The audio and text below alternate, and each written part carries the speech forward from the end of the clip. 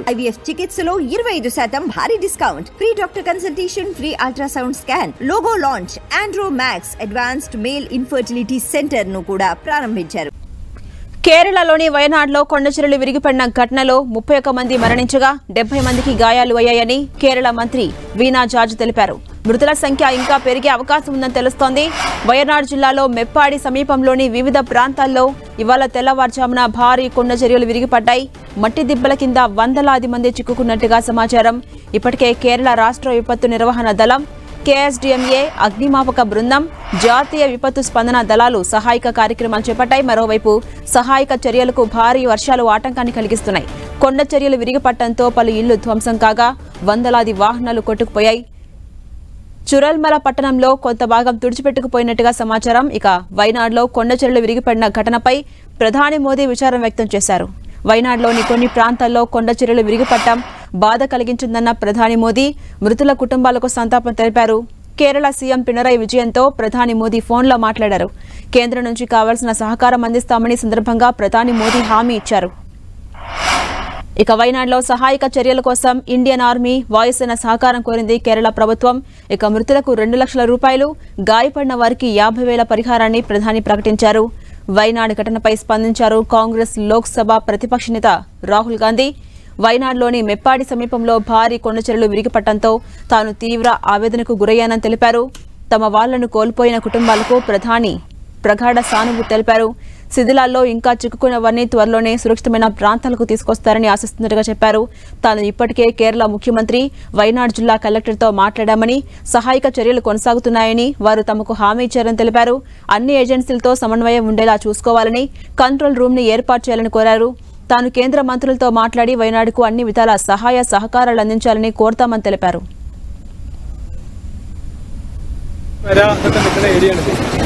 പച്ചക്കാട് പോയാൽ മതി. പൊട്ടിക്കുന്നത്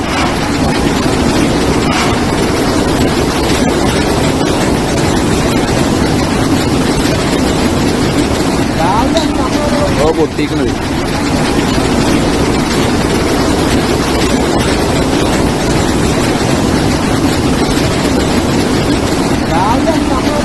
പൊട്ടിക്കുന്നത്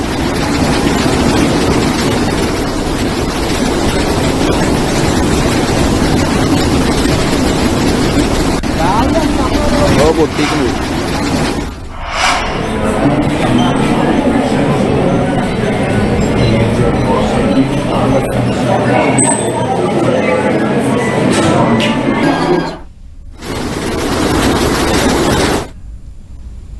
ఇక వయనాడ్ ఘటనకు సంబంధించి మరిన్ని డీటెయిల్స్ మా ప్రతినిధి గోపి అందిస్తారు. గోపి, వయనాడ్లో కొండచెరువులు విరిగిపడిన ఘటనలో ఇప్పటివరకు 31 మంది మరణించారు. సహాయక కార్యక్రమాలు ఎలా కొనసాగుతున్నాయి? అప్డేట్స్ ఏంటి? కేరళ వయనాడ్ జిల్లాలో ప్రకృతి ప్రకోపం పూర్తిగా పదుల సంఖ్యలో ప్రజల ప్రాణాలు తీసుకుంది. మృతుల సంఖ్య అంతకంతకు పెరుగుతున్న పరిస్థితి. 30 మంది ఇప్పటి వరకు మృతి చెందినట్లుగా సమాచారం అందుతోంది. మట్టి దిబ్బల్లో ముఖ్యంగా బురదలోంచి ప్రజల మృతదేహాలను వెలికి తీస్తున్న పరిస్థితి. సహాయక చర్యలకు కూడా ఆటంకం కలుగుతున్న పరిస్థితి. భారీ వర్షాలు కురుస్తున్నాయి. కేరళలో 4 జిల్లాలకు ఈరోజు భారత వాతావరణ శాఖ రెడ్ అలర్ట్ జారీ చేసిన పరిస్థితి. అలాగే ఎక్కడైతే ముప్పాడి, అలాగే తిరుమల ఈ ప్రాంతాలు ఉన్నాయో వయనాడ్ జిల్లాలో ఈ కొండ చర్యలు విరిగిపడిన ప్రాంతాలు, సో అక్కడికి వెళ్లేందుకు రోడ్డు మార్గాలు కూడా పరిస్థితి ఉంది. బ్రిడ్జెస్ ముఖ్యంగా విరిగి పడిపోయిన పరిస్థితి. సో సహాయక కార్యక్రమాలకి ఆటంకం ఏర్పడుతున్న పరిస్థితి. హెలికాప్టర్ల ద్వారానే నేరుగా సహాయక బృందాలు ఈ ఘటనా స్థలికి వెళ్లి సహాయక కార్యక్రమాలను కొనసాగించే అవకాశం కనిపిస్తోంది. 225 మంది ఆర్మీ సిబ్బంది ఇటు సహాయక కార్యక్రమాల్లో పాల్గొనబోతున్నారు. NDRF అలాగే KSDR Kerala state disaster relief management కి సంబంధించిన మొత్తం అగ్నిమాపక సిబ్బంది వీరంతా మరొక 500 మంది వరకు కూడా అక్కడ సహాయక కార్యక్రమాల్లో పాల్గొంటున్న పరిస్థితి ఉంది. ప్రస్తుతం మృతుల సంఖ్య అంతకంతకు పెరుగుతున్న పరిస్థితి. కేంద్రం అలాగే రాష్ట్రం రెండు కూడా సమన్వయంతో వివిధ డిపార్ట్మెంట్స్ ఇటు NDRF, SDRF తో పాటుగా ఫైర్ బ్రిగేడ్ అలాగే ఇతర సివిల్ ముఖ్యంగా ఆర్గనైజేషన్స్ కూడా ఈ సహాయక కార్యక్రమాల్లో పాల్గొంటున్న పరిస్థితి ఉంది. ప్రతి ఒక్కరూ కూడా ప్రధాని, రాష్ట్రపతి, ఉపరాష్ట్రపతి, ఇటు కేంద్ర మంత్రుల నుంచి కేరళ పార్లమెంటేరియన్స్ అంతా కూడా వయనాడ్ ఘటన పట్ల దిగ్భ్రాంతిని అలాగే మృతుల కుటుంబాలకు సంతాపాన్ని వ్యక్తపరిచారు.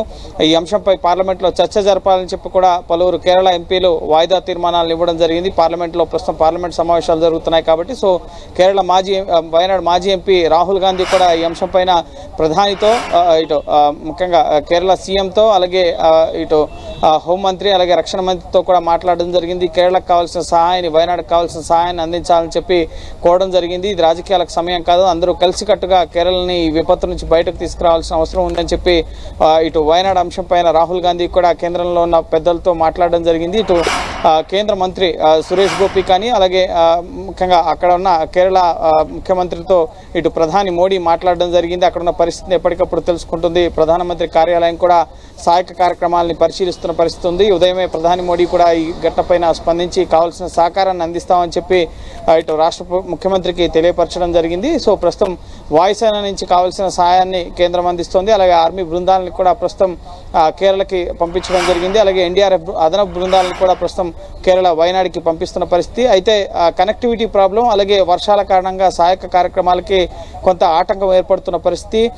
ఈ మెప్పాడి ప్రాంతంలో ఉదయం తెల్లవారుజామున 1 గంట నుంచి 3 గంటల మధ్య 2 సార్లు భారీ వర్షాలు ముఖ్యంగా అక్కడ అందుతున్న సమాచారం ప్రకారం 40 సెంటీమీటర్ల వర్షపాతం వస్తుంది. సో ఈ కొండ ప్రాంతాలు మొత్తం కూడా చిత్తడిగా మారి తడిచిపోయి పూర్తిగా ఒక్కసారిగా వరదకి ఒక గ్రామం కొట్టుకుపోయినట్లుగా తెలుస్తుంది. సో రాత్రిపూట కావడంతో ప్రజలు ప్రాణాలను కాపాడుకునే పరిస్థితి కూడా లేకపోయింది. ఇళ్లలోంచి ఎవరు బయటకు రాలేని పరిస్థితి. సో ఇళ్లన్నీ కూడా కొట్టుకుపోయాయి, వాహనాలు కానీ పూర్తిగా ప్రాంతం అంతా కూడా ధ్వంసం అయిపోయిన పరిస్థితి. సో ఈ బురదలోంచి అలాగే చెట్లు ముఖ్యంగా చెట్ల కొమ్మలు ఇవన్నీ కూడా కొట్టుకొచ్చేసిన పరిస్థితి ఉంది. సో వాటిలోంచి ముఖ్యంగా ప్రజల్ని వెలికి తీయాల్సిన పరిస్థితి. చాలామంది గల్లంతైపోయిన పరిస్థితి. ఇప్పటివరకు అందుతున్న సమాచారం ప్రకారం 30 మంది వరకు కూడా చనిపోయారు. అలాగే మరో 70 మందికి తీవ్రంగా గాయాలైన పరిస్థితి. అలాగే మరో 100 మంది వరకు కూడా ఈ మట్టి దిబ్బల కింద చిక్కుకుపోయి ఉంటారని చెప్పి సమాచారం అందుతుంది. సో పూర్తి స్థాయిలో ఇంకా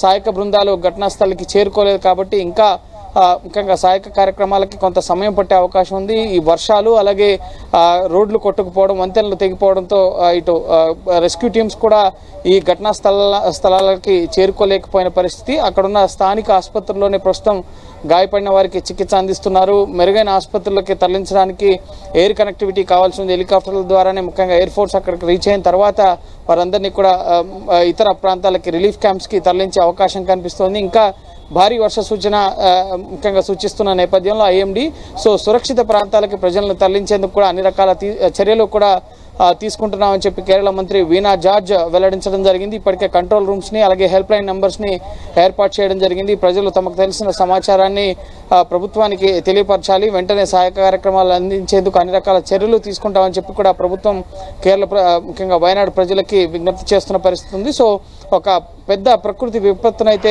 వయనాడు ఎదుర్కొంటున్న పరిస్థితి ఉంది.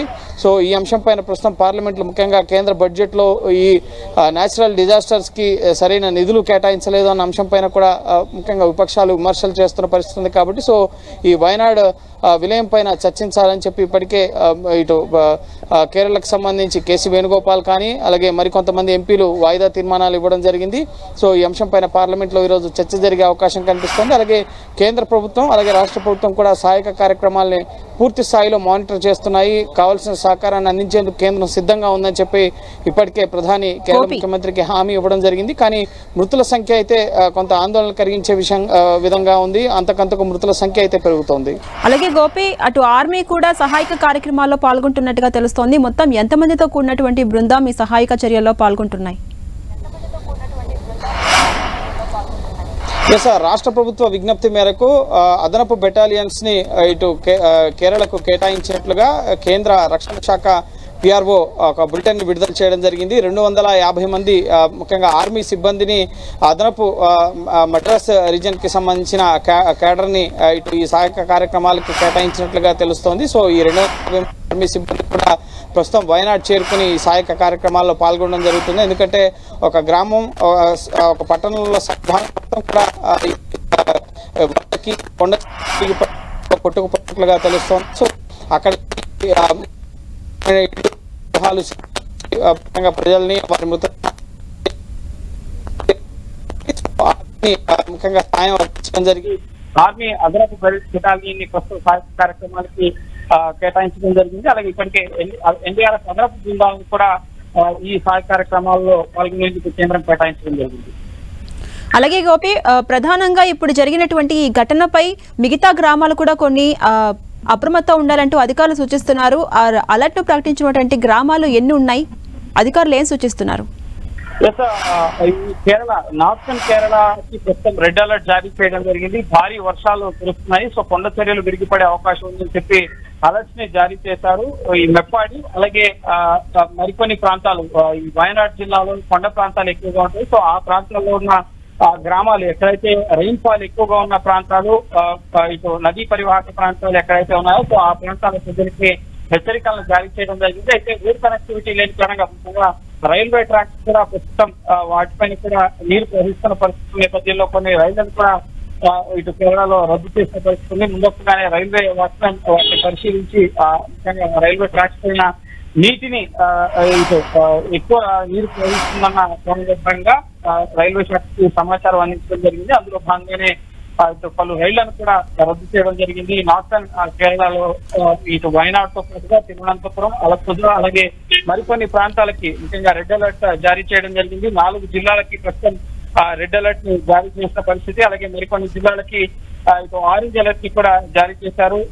ఇందులో భాగంగా కోజికోడ్, మలప్పురం అలాగే వయనాడ్, కాసర్గోడ్ ఈ జిల్లాలకి రెడ్ అలర్ట్ జారీ చేయడం జరిగింది వాతావరణ శాఖ. అలాగే పతనంతిట్ట, అలప్పుజ అలాగే కొట్టాయంతో పాటుగా ఎర్నాకుళం, ఇడుక్కి, త్రిశూర్, పాలక్కాడ్ ఈ జిల్లాలకి ఆరెంజ్ అలర్ట్ ని జారీ చేయడం జరిగింది. సో ప్రధానంగా రెడ్ అలర్ట్ జారీ చేసిన జిల్లాలకు సంబంధించిన కొన్ని కొండ ప్రాంతాలు అలాగే ప్రమాదాలు జరిగిన ఆస్కారం ఉన్న ప్రాంతాల్లో ఉన్న ప్రజలనైతే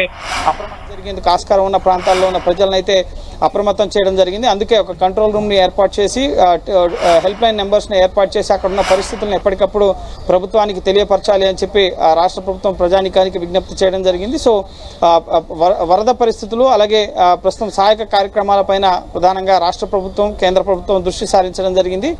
ఇటు కేంద్రం నుంచి భారత వాయుసేనకు సంబంధించి అలాగే ఆర్మీ ఫోర్సెస్ సహాయక కార్యక్రమాల్లో పాల్గొనబోతున్నాయి. అలాగే రాష్ట్ర ప్రభుత్వం నుంచి KSDRF Kerala state disaster relief management కి సంబంధించిన విభాగం, అలాగే అగ్నిమాపక విభాగంతో పాటుగా పోలీసులు, ఇతర సివిల్ డిపార్ట్మెంట్ కి సంబంధించిన సిబ్బంది మొత్తం కూడా ఈ సహాయక కార్యక్రమాల్లో పాల్గొంటున్నారు.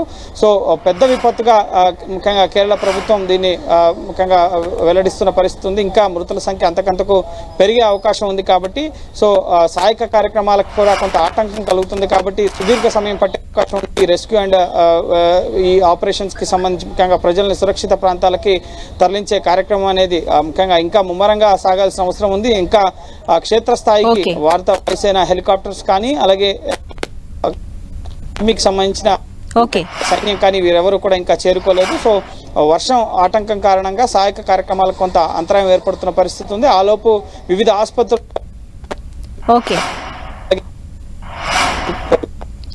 Right, thank you Gopi.